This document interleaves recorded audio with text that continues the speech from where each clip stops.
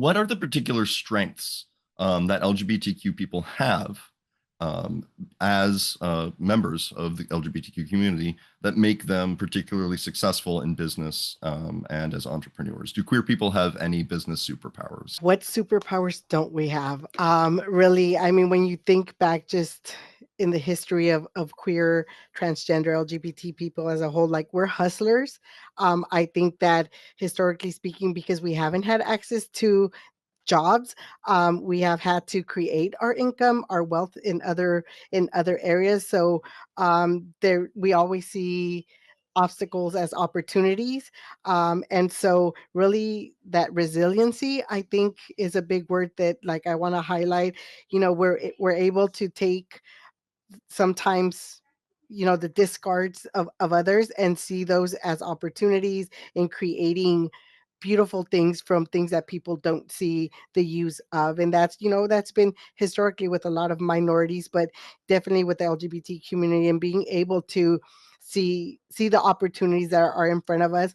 Like you said, see opportunities where there's gaps where we don't feel safe, and create those establishments that are able to serve others. We see the opportunities where others are are so in the box sometimes, that since we are outside the box so often, we are able to see from such a different perspective. And I think that that is part of our superpower.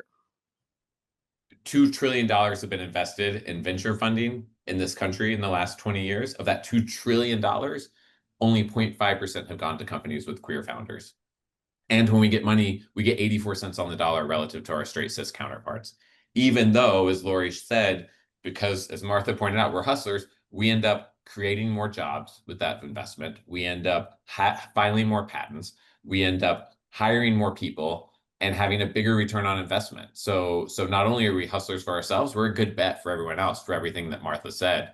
And the data is there, but for whatever reason, some of the folks making these decisions are ignoring the data, ignoring the reality. But we're going to keep on making Drag Race and the Sistine Chapel and all the other things in between.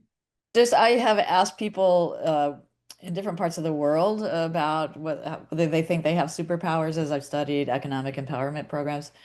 And people say, yeah, resilience, kind of the theme that you heard from Ryan and Martha, being empathetic, being a good observer of and reader of people, I think is a big piece of it too. So I mean, I always, although I love kind of the concept of superpowers because it's an asset, it's something positive that we might have, and our lives are not all defined by the negatives. But it doesn't mean that we all have these exact same superpowers. But it just means that you can't assume that somebody is sort of less qualified again because of them being LGBT or I. So that's I think the balancing from this superpower idea is important. I think, that highlights the fact that the LGBTQ community is not a monolith.